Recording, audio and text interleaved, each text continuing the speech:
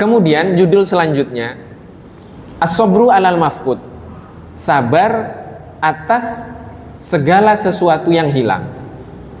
Summa qala radhiyallahu taala anhu wa nafa'ana bihi, kemudian Syekh Sayyid Muhammad bin Siddiq Al-Ghumari berwasiat, was-sabri alal mafqud, dan aku berwasiat kepada kalian agar bersabar atas sesuatu yang hilang. Jadi tadi ridho kepada sesuatu yang ada. Nah sekarang sabar kepada sesuatu yang hilang. Qultu, Sayyid Abdul Aziz mengatakan, yakni bima yalzamul murid salik at-tamassuka bihi as-sabru alal mafqud, yaitu kepada sesuatu yang harus dipegang oleh seorang murid, seorang yang berjalan kepada Allah Subhanahu wa taala, at-tamassuk bihi, untuk terus dipegang teguh dengannya, adalah as-sabru alal mafqud, sabar atas segala sesuatu yang hilang. Was-sabru, dan kesabaran, huwa adalah habsun nafsi anil jazai inda huduthi ma yakrahuhul insan. Habsun nafsi artinya menjaga diri, menahan diri dari al-jaza. Al-jaza di sini artinya keraguan. Inda huduthi ma yakrahuhu, ketika terjadi sesuatu yang tidak dia suka. Al-insan, kepada seorang manusia. Jadi kesabaran di sini adalah ketika terjadi sesuatu yang tidak disukai, menahan untuk ragu, menahan untuk mengungkapkan, menahan untuk apa? Bahasa kita itu langsung meledak. Jadi ketika terjadi sesuatu yang dibenci, yang tidak disukai, atau musibah, langsung ingat kepada Allah Subhanahu wa ta'ala, bukan kemudian mengeluh atau meragukan sesuatu yang terjadi tersebut. Wa huwa min maqamatid din, maka sabar kepada atas sesuatu yang hilang itu adalah bagian dari tingkatan-tingkatan keimanan dalam agama. Wa manzilun min manazilis salikin, dan manzilah, titik-titik tingkatan, tempat-tempat pemberhentian dari para as-salikin, orang-orang yang berjalan menuju Allah Subhanahu wa ta'ala. Maka ada tidak kehidupan kita semuanya ini yang hadir dan seluruh manusia yang pernah terlahir, yang jalannya itu tujuannya bukan menuju Allah? Kan tidak ada. Maka seluruh kehidupan kita ini ujungnya harus kepada Allah Subhanahu wa ta'ala. Maka selama kita hidup ini anugerah dari Allah, maka tujuan kita adalah Allah, dan kita pasti akan berhenti di pemberhentian ini, yaitu bersabar atas sesuatu yang hilang dari kita. Fasabru ala ma yafqiduhu al-abdu minal ma'lufati wa yafutuhu minal umur al-mahbubati ilan nafsi wal hawa wa adamil jaza'i anhu wa habsin nafsi anil hasrati was sukhti wal huzni ala dhalika yasilu bisahibihi ila maqamatis siddiqin. Kesabaran atas sesuatu yang hilang dari seorang hamba, dari sesuatu yang disukainya, dari sesuatu perkara-perkara yang dicintainya, baik dicintai oleh jiwa dan nafsunya, wa adamul jazai anhu, dan tidak ragu atas kejadian tersebut, dan menahan diri dari al-hasrati. Al-hasrati artinya kerugian. Jadi tidak merasa rugi atas sesuatu yang hilang. Was-sukhti, as-sukhtu di sini tidak ada ketidakrelaan. Jadi adamus sukhti, jadi menghilangkan ketidakrelaan. Wal huzni ala dzalika, dan menghilangkan kesedihan atas kehilangan tersebut. Yasilu bi sahibihi ila maqamis siddiqin, mengantarkan bersama orang yang bersabar tersebut kepada kedudukan as-siddiqin. Kedudukan as-siddiqin di sini adalah kedudukan yang berada di bawah kenabian. Ma'al anbiya'i wal mursalin. Ya kan?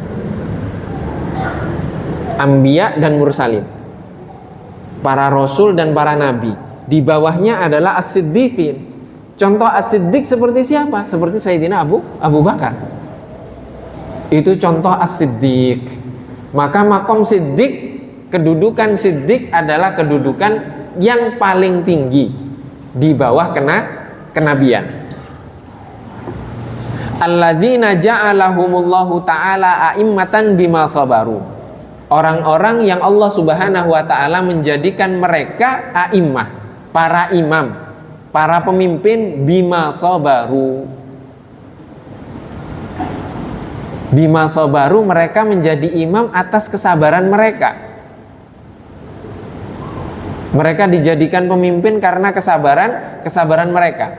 Kama qala ta'ala, sebagaimana dalam firman Allah Subhanahu wa ta'ala, wa ja'alna minhum a'immatan yahduna bi amrina lima sabaru. Dan kami menjadikan sebagian dari mereka a'immah, imam-imam, pemimpin-pemimpin, yahduna bi amrina, mereka mengikuti petunjuk bi amrina atas perintah kami, lima sabaru, dikarenakan kesabaran mereka. Jadi mereka bersabar sehingga kemudian Allah menjadikan kesabaran tersebut sebab untuk mereka menjadi pemimpin atau suri toladan. Wa fadlu sabri ma'rufun masyhurun. Dan keutamaan dari kesabaran tersebut ma'ruf, maklum, diketahui, dan masyhur. Dzakartu dzalika bitawassu'in fi syarhil kabiri wal ausad. Dan aku menjelaskan secara luas panjang lebar dalam penjelasan yang kitab Al-Kabir, yaitu yang besar, dan Ausad yang pertengahan. Jadi beliau memiliki penjelasan atas wasiat Siddiqiyah ini, yang penjelasan ringkas ini yang kita baca. Ada penjelasan yang agak tebal lagi, ada yang penjelasan yang lebih panjang lebar lagi dalam kitab yang lain. Maka di sini jamaah yang dirahmati oleh Allah Subhanahu wa ta'ala, ridho atas sesuatu yang ada, kemudian sabar atas sesuatu yang hilang. Para ulama menjelaskan untuk sampai kepada keridhoan itu langkah pertamanya adalah dengan taubat terlebih dahulu. Jadi seorang hamba harus terus menyadari tentang kesalahannya, tentang masa lalunya, tentang ketergelincirannya, sehingga mengantarkan kepadanya untuk bertaubat. Maka tidak ada setelah Rasulullah SAW wafat yang maksum, tidak ada.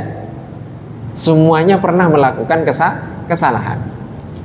Dan kesalahan antara orang awam dan orang yang alim itu berbeda. Kesalahan antara orang awam dan orang yang alim itu berbeda. Kalau orang yang alim itu terdetik di dalam hati saja, penyakitnya di hati, itu sudah langsung ditegur oleh Allah Subhanahu wa ta'ala. Kalau orang awam kadang harus melakukan kesalahan yang nampak. Kesalahan yang nampak. Bagaimana dia mengetahui kesalahan yang nampak saja belum sadar, sehingga kemudian kesalahan hati belum lagi. Sehingga dimulai dari taubat. Setelah taubat, maka kemudian akan mengantarkan kepada amal-amal perbuatan, dan kemudian harus sampai kepada titik kesabaran. Sabar atas segala sesuatu.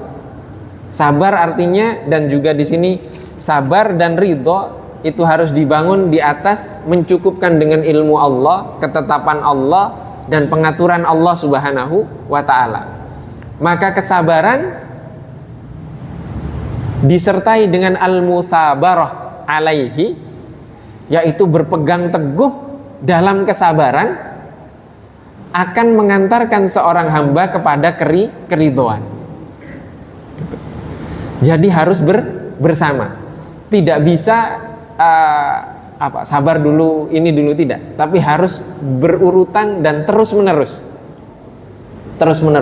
sehingga kemudian Allah Subhanahu wa ta'ala akan membukakan bagi seorang hamba pemahaman, membukakan bagi seorang hamba hikmah, sehingga mengantarkan kepada seorang hamba tersebut agar apa? Agar dia ridho. Dan ini tidak bisa kecuali dibangun dengan ilmu. Dibangun dengan ilmu. Maka Ibnu Athaillah As-Sakandari, beliau mengatakan bahwa memisalkan, beliau menganalogikan manusia itu dengan tumbuhan. Jadi tumbuhan itu harus bentuknya berbiji dulu. Baru dari biji ditanam di tanah yang subur, dia menyerap saripati tanah, kemudian tumbuh tunas. Setelah tumbuh tunas, baru dia siap untuk menerima sinar matahari. Karena akarnya sudah kuat, vitamin yang diresap dari tanah sudah banyak, dia siap untuk menerima panasnya matahari. Dia mulai muncul. Setelah muncul tambah tinggi, tambah tinggi, tambah tinggi, tambah tinggi, kemudian berbuah dan buahnya bagus. Ini pupuknya saja berbeda. Kalau pupuk yang organik beda harganya, yang pupuknya pestisida juga, yang kimia juga berbeda hasilnya. Harganya pun beda sekarang. Ini bagaimana yang seperti ini? Sampai kemudian tumbuh sampai berbuah. Setelah berbuah, baru buahnya bagus. Ini harus dibangun dengan ilmu, harus sembunyi dulu. Setelah sembunyi dulu baru dia muncul. Sembunyi itu artinya apa? Belajar dulu. Dalam dulu. Dasarnya sehingga difahami, memahami keilmuan, memahami ilmu-ilmu Allah Subhanahu wa ta'ala, memahami Al-Quran, memahami hadis, memahami sejarah Rasulullah, sehingga kemudian dia dapat menghadapi kehidupan. Belum memiliki dasar kemudian menghadapi kehidupan dan muncul dalam kehidupan, itu tidak bisa. Ini saran dari Ibnu Athaillah As-Sakandari. Apakah setelah memiliki ilmu itu cukup? Tidak, belum cukup. Harus dibarengi dengan uzlah. Mana fa'al qalba mithla uzlatin. Tidak ada yang memberikan manfaat yang lebih baik, lebih banyak manfaatnya kepada sebuah kalbu mithla uzlatin, seperti uzlah. Uzlah itu menyendiri. Tapi menyendirinya bukan sering-sering. Di sini Ibnu Athaillah menyebutkan uzlatin itu tanpa alif lam. Artinya sesekali saja dan enggak banyak-banyak. Yadkhulu biha, maka seorang hamba akan masuk bersama uzlah. Kesendirian tersebut, uzlah itu menyendiri. Dengan penyendirian tersebut, maidana fikratin, lapangan pemikiran. Artinya ketika bersendiri kita, makanya Allah memerintahkan ya ayyuhal muzammil qumil laila illa qalila. Wahai manusia yang berselimut, Nabi Muhammad sallallahu alaihi wasallam, qumil laila illa qalila. Bangunlah kamu di malam hari meskipun sedikit. Coba bangun malam itu kapan? Sepertiga malam. Sepertiga malam itu sepertiga malam yang mana? Yang awal, yang tengah, atau yang akhir? Yang akhir, bukan yang awal. Kenapa? Kalau yang awal di kafe. Kenapa di kafe? Baru pulang kerja maghrib, ya kan? Maghrib kan permulaan malam. Jadi jam 6 azan maghrib itu permulaan malam. Maka kalau bangun malam yang mana? Sepertiga yang pertama, oh di kafe bangunnya. Karena kalau pulang kerja macet, mampir dulu di kafe. Maka di sini Allah menjadikan sepertiga yang terakhir. Itu uzlah namanya, menyendiri bersama Allah. Untuk apa? Untuk masuk kepada lapangan pemikiran. Lapangan pemikiran maksudnya tafakkur. Jadi setelah memiliki ilmu, harus ada waktu yang sedikit kita khususkan untuk bertafakkur. Bertafakkur apa? Mentafakuri, mentadaburi kehambaan kita kepada Allah dalam garis kehidupan kita. Garis kehidupan kita masing-masing, bukan garis kehidupan orang lain. Nah, kita kebanyakan mentafakuri tapi garis kehidupan orang lain. Garis kehidupan kita tidak tafakuri, tidak tadaburi, sehingga lupa bahwa kita hamba Allah. Kita merasanya kita adalah yang berhak mengatur orang lain. Jadi kita bertafakur. Maka ilmu disertai waktu khusus menyendiri bersama Allah untuk bertafakur. Menyendirinya bagaimana? Menyendirinya itu boleh baca Al-Quran, boleh baca hadis, boleh baca sejarah Rasulullah, boleh baca buku, boleh. Tapi uzlah menyendiri ini tidak lama, jangan banyak-banyak. Kalau orang Indonesia kan banyak, oh saya ingin uzlah menyendiri. Di mana? Di goa ini sekian tahun. Ngapain di goa? Dapat apa di sana? Keluar sakti nggak, sholat 5 waktu, buat apa? Maka di sini menyendiri itu tidak harus di tempat-tempat yang sepi, dimanapun. Bahkan di perkotaan kita bisa menyendiri. Bahkan ketika mengemudi mobil kita bisa menyendiri. Dimanapun kita bisa menyendiri bersama dengan Allah Subhanahu Wa Taala untuk bertafakur, sehingga kita dapat memahami kehendak Allah Subhanahu Wa Taala dari garis kehidupan kita, yang akan mengantarkan kita kepada titik keridhaan. Dan cara yang paling cepat untuk sampai kepada titik itu adalah bercermin kepada Rasulullah Shallallahu Alaihi Wasallam. Kira-kira kalau Rasulullah di posisi kita sekarang, Rasulullah bagaimana? Kira-kira kalau Rasulullah tertimpa musibah seperti saya, Rasulullah bagaimana sikapnya? Kira-kira Rasulullah kalau mendapatkan rezeki seperti saya, Rasulullah bagaimana sikapnya? Kalau sudah bisa menghayati seperti itu, kita akan ridho kepada ketetapan Allah Subhanahu Wa Taala.